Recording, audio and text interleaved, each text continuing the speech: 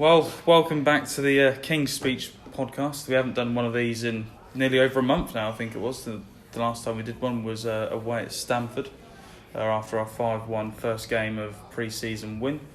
And we meet here again just before our home game against Curzon Ashton. So we've had 5 league games and now we're going into our 6th.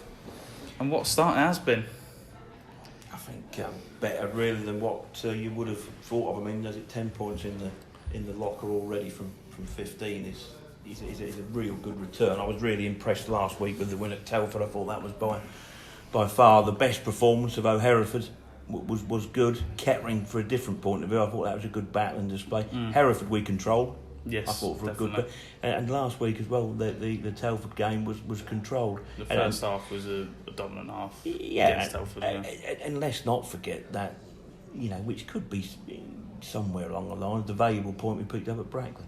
On the Tuesday away, never easy. It wasn't the best of trips there, was it? You're always chasing your tail on a Tuesday night, and that was one of these occasions when we got there adequate enough time, but it's still not ideal preparation. But to go there, those games traditionally for Kingsley and Tuesday nights away have been a graveyard in recent years. Just to go to Brackley and get something, and again at an established level 2 side, at this level. Well, they're a team that've got good playoffs in the last 2 years, so I would say it's a good point away there. Yeah, definitely. I think the thing what's impressed me the most is the way the team have bounced straight back after the Guiseley defeat. New level, new era, obviously. We weren't probably at our best at Guiseley. We lost, obviously, but it would have been easy for the team, to carry that into the next few games. But they've done anything but that, and they've built, the 2 home wins, and then obviously the point at Brackley. They've just built the momentum, and it's been fantastic. Yeah, I mean, just going back to guys, you tend to forget about that now. But the guys, the game. Really, I just thought for an hour there, I just thought we looked nervous. Yeah, I just thought we looked a bit tense and a bit. I think everything was seen for some reason. I don't know why, but then after that, it seemed as if the shackles came off, and Kettering here was really like a red rag to a bull on a Tuesday night, and we went at it and won that game well. And things have just snowballed on after that. And I just feel that, guys, it just looked like, although guys, if you look at the results they've picked up, that wasn't, we got beat there, but they've done well. They've done well since then. It's a strange league. I think Guiseley and ourselves are probably the 2 teams, which people expected to perhaps be in the bottom half, mid-table to bottom half. And, both teams have started really, really well. And I think as well, I think it's nice for... Well, I say nice. It's a different perspective from us this year because we're under the radar. No one's expecting greatness. I know a few people I saw early see, playoffs, second place, third place. I still say that 10th, 11th, 12th place in the league is going to be a really outstanding season for me when everything settles. And I think you've got to get 10 or 15 games on the table. Yeah, you can't really judge after the first 5. 5 is going. Well, I mean, today we don't know what's going to happen this afternoon. I mean, Curzon have also had a very good start of the season. Yes, let's not forget Curzon. But I just think at the moment there's no real shape to the league. York are at the top, and maybe you'd expect them to be there. We're having a real good dig in the top 3 or 4 as well. It's very, very early days, but I'm always have been a great believer that once you've got those points, they can't be taken away from you, and you're in a good position. You've got them, because when you get the wet days and the horrible days, we could have 20, 25 points in the locker by then. And when a sticky spell comes along, and I think there will be a sticky spell or two, you can look back and say, well, not too bad, and that lifts that pressure. So the start has been great. I think it's all about, again, it comes down to consistency, doesn't it? I mean, on the day, every team in this league are capable of beating each other. You've only got to look at some of the results early season. I think Gloucester go and win at Kidderminster, or they beat Kidderminster, and then Kidderminster went and won somewhere last week where you perhaps didn't expect them to win.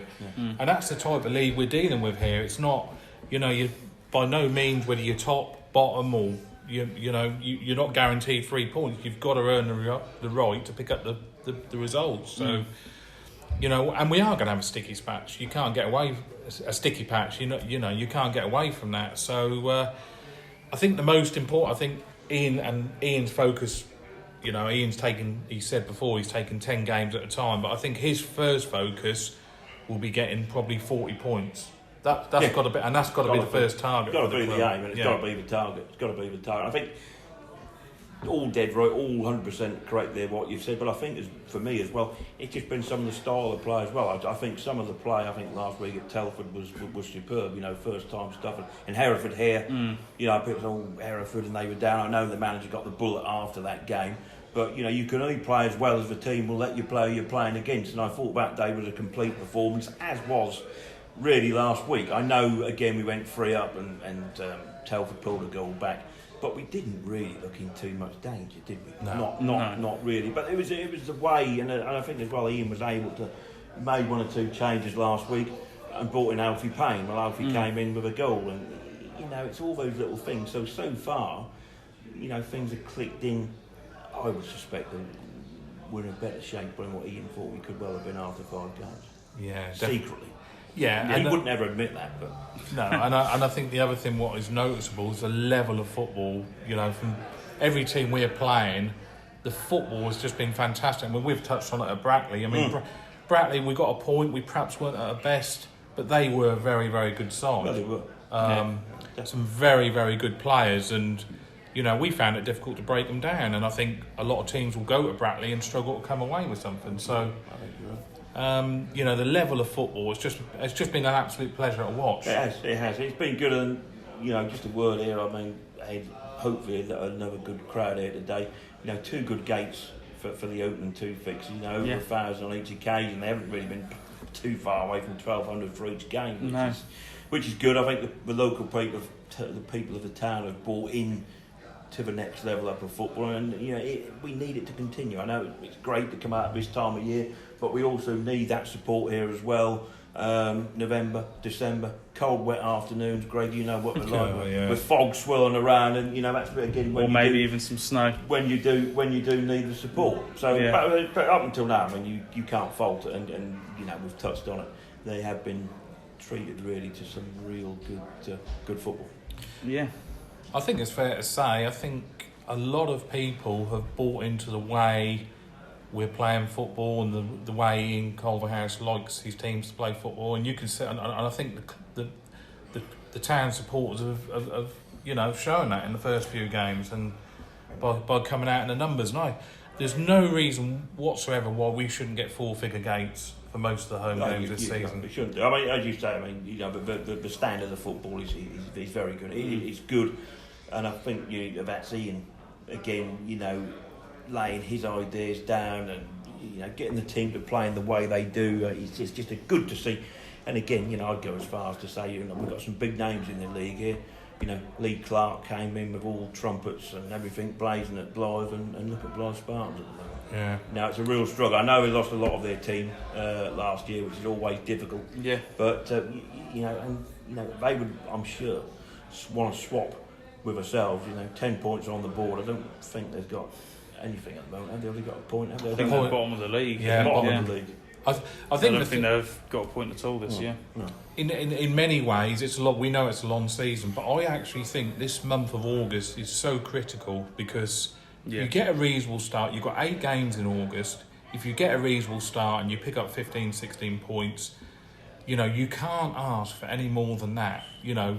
Especially at a new level of football. Whereas if you're somebody like Blythe and you end the month with 2 or 3 points, 4 points, you're immediately, you're playing catch up all the time. So I think the fact that we've made such a good start, obviously it's very encouraging, but it's just going to make life easier going forward as well, I think. Exactly. I think so as well. So just to touch up on, we've had 5 games. We are 3rd in the table, 10 points behind York and Curzon, isn't it?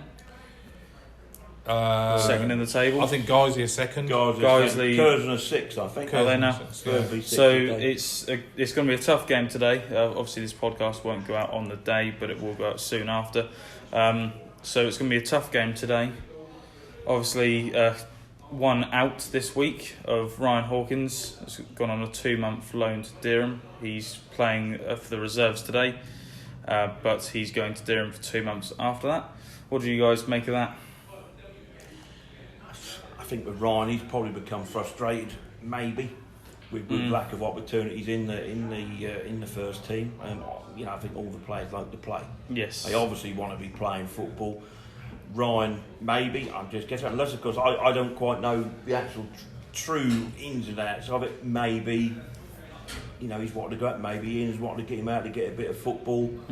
You just don't know. I mean, I can understand the reasons. Any point of view of why he's actually gone and the reasoning behind it. He wants to be playing football. He probably needs to be playing football. And at Dereham, he can play at a level 4, at a step 4 level. Yeah, I think. I mean, we all know what ability Ryan has got on his day. He's, on his day, he can be one of the best in the league. There's no doubt in that. But he's obviously been left frustrated by limited opportunities, starting especially. And I think he just wants to play football, as Mark has touched on. So I think probably, it's going to be a good move for the lad himself and ourselves. Cause, I think so. I mean, I think as you say, Ryan's got undoubted ability, undoubted talent. There's no doubt about that. But at the moment, I mean, who would you drop to put him in? That's exactly. the argument. What do you do? And even if, say, one of the front guys gets injured now, you've got Sam Kelly, Sonny Carey can play up there. You've got Natty Stewart if he does come into the fold. You've got all these players, and then you've also got Hawks. It's difficult. I dare say it's difficult there, and I think the only way you just have to fight for a place. You have to keep doing stuff in training. You hope, Bevan, as you say, that there's a break comes along, so a lucky break for you just to get in a suspension or something, or just a little short-term injury. You never wish injury on anybody, just to allow a chance for him. Obviously, you can't see that happening. Yeah. And maybe it's frustration, but maybe it may be the club saying, well, look, get yourself some football. Dereham's a good place to go. A lot of ex-Linnets there, in the fold there. So he's got a chance to play some football. But it'll be interesting just to see how he develops, and then the next pointers will be you'll be looking towards the end of October when it's due to come back and just see what happens then. But I think initially, it's a good move for all parties. I think it is. And I think Alfie Payne touched on it in his interview last week. I mean, he admitted he'd had to be patient. He couldn't expect the manager to change a winning team, so he had to wait 3 or 4 games to get his opportunity. Yeah.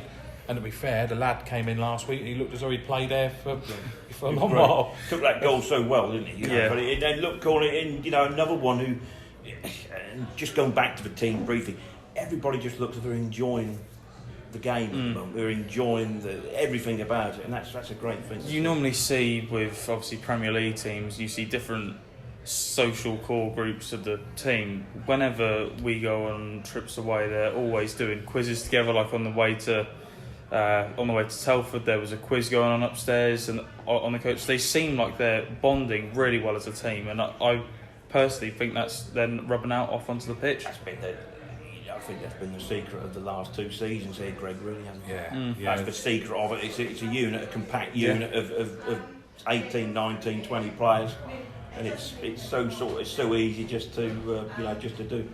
Yeah, and there's no bad apples in that squad whatsoever. No. They're all together. The togetherness is, you can't fault it. It's just been terrific. So, it's all going very well and bodes fantastically for what lies ahead, really.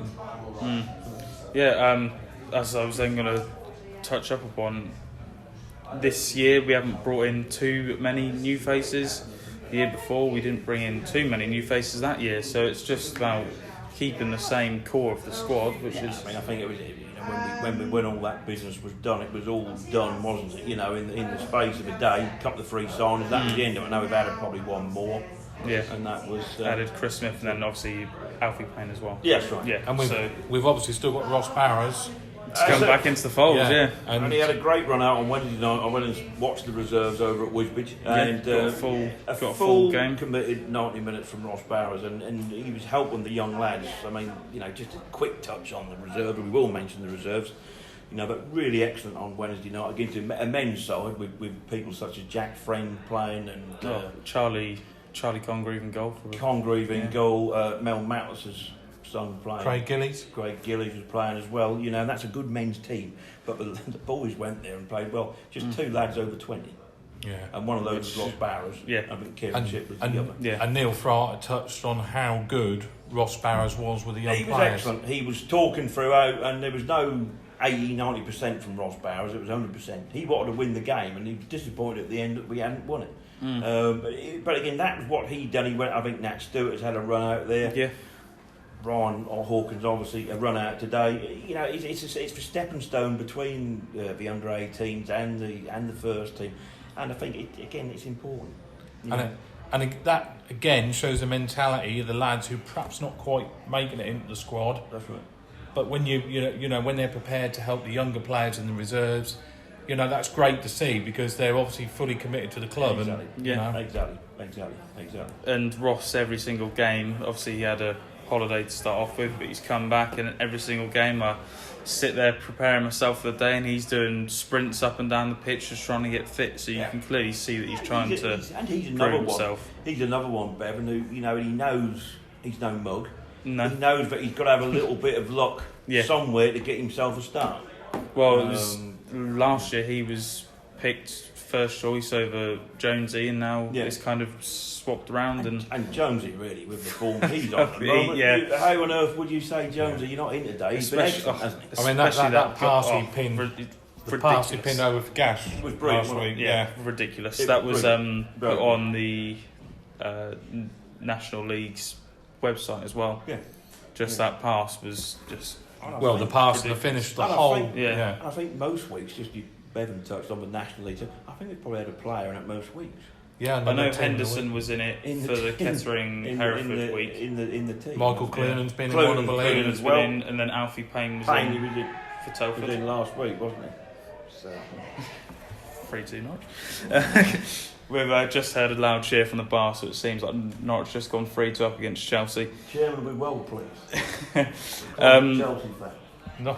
Still 2-2 according to my phone, but so we've spoken about previous games, and now I guess the next thing to touch up upon is probably the next 5 games, in which we've got a few tricky games in there. We've got obviously Curzon Ashton today, Farsley on Monday, which is a quick turnaround for the boys, Darlington on Saturday, and then I think it's a 3-day break for Alfreton to come here on the Tuesday night, and then I think it's Spenamore away, isn't it, on the 7th of September, is it? Yeah, it just continued with this sort of hectic start to the season of, you know, we're soon going to be in double figures of games played, aren't we? You know, which is, you know, I can understand to a point the league doing it, because I think after this spell is gone, you are then roughly Saturdays. Apart from, of course, it will change if you make progress in the cup competitions as well, because, you know, we mentioned that looking a bit further ahead. Yes, we get to September, the FA Cup starts to become thing. And at that stage, if we're still going along nicely with picking up wins, you know, Forts may well turn, if you win a couple of games there, to a cup run. And I think probably this year an FA Cup run would be most welcome. You know, we haven't really done that over the past few years, and you know that just generates untold extra interest. I've never ever understood why that is, but it does happen. You know, it does actually happen. The interest goes up tenfold in the club. People come out of the woodwork. And it's a competition where, let's be honest, we're all, you know, blue and gold through our veins, but we are never ever going to win the FA Cup as long as I've got all on my backside, are we? No. So, but it creates interest, doesn't it? You know. Well, you had was it Sutton United a couple of years ago? They got Arsenal, who were just the league above us, so they got, I think it was to the 4th round and played Arsenal. I think it's becoming more and more difficult now to get cup runs because there is such a huge gap now between. Look at Lincoln City. But look at Lincoln quarterfinals. Yeah. Give your side a run, don't they? Yeah. Well, that's not too difficult. But it's, you know, the FA Cup. It's something again. You know, it's just about momentum, and I think momentum, winning games, it builds interest. It's like here, you know, today you'll get hopefully a good crowd here today. The interest is being built up from games being won, and people writing good stuff and seeing good stuff, and it just continues that build up. And once you've got the ball rolling, momentum is there, and that's just the key for me, just to keep momentum going. Definitely. I mean, you touch on the FA Cup. I mean, if anything, it steps up in September for us because we've got Spennymoor away. Then I think it's FA Cup within the next couple. Well, we've got Gloucester in there as well, and that won't be easy. No, it's York at the end of September. And then we've got York and Chester coming up on the horizon. I mean, we've said, haven't we? You know, there's no game really. You think, you know, every game looks a bit interesting. It's very interesting, doesn't it? Where, you know, with the greatest respect last year, you looked at some of the games and you thought, oh, you know, can't get too up for this. But you know, but you know, with these games, you know, you've mentioned Greg Chester. So big team. York, you know, all team. these things, and especially when you're picking up points as well, that makes it even more, you know, thingy. But it's just been an excellent start. I think that, you know, the lads, Ian, Paul Bastock, should be really, really pleased of the achievements. I know Ian will never rest on his laurels. He will never be completely satisfied, but I know deep down he's very, very pleased and proud of the start that the team have made. Yeah. And, you know, let's be fair, some of that has got to be accredited to Ian, because I will still say he is the best coach.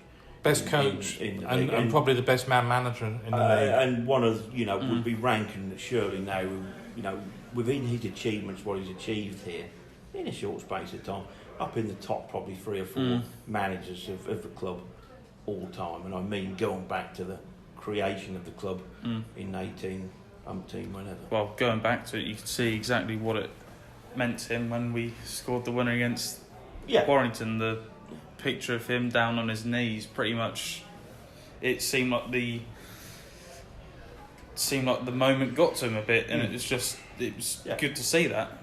Exactly, and then he said afterwards, you know, with that, didn't he? But it was, he said to you, Greg, didn't it? Was it his greatest ever achievement in football? In football, and you know, you just sit down and think of, you know, the achievements of Ian Colbass in his footballing career. That just sort of tells you something quite great.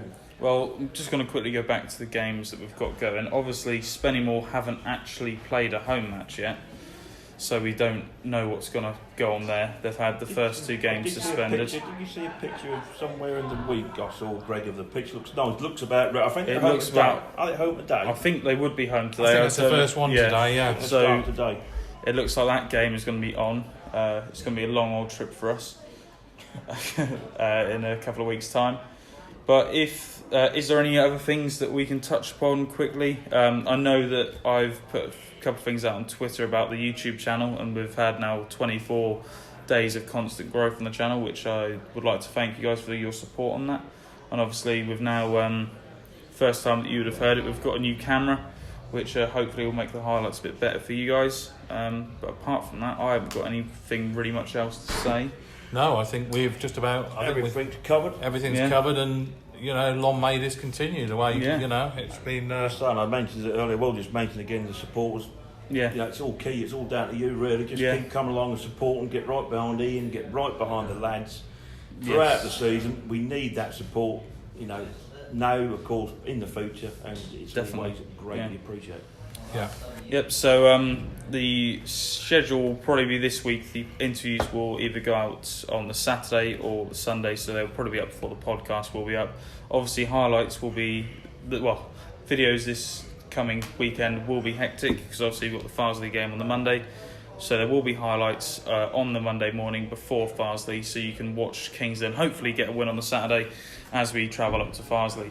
But I think that's it from us guys on the King's Speech, and hope that we see you guys soon. Thank you for listening.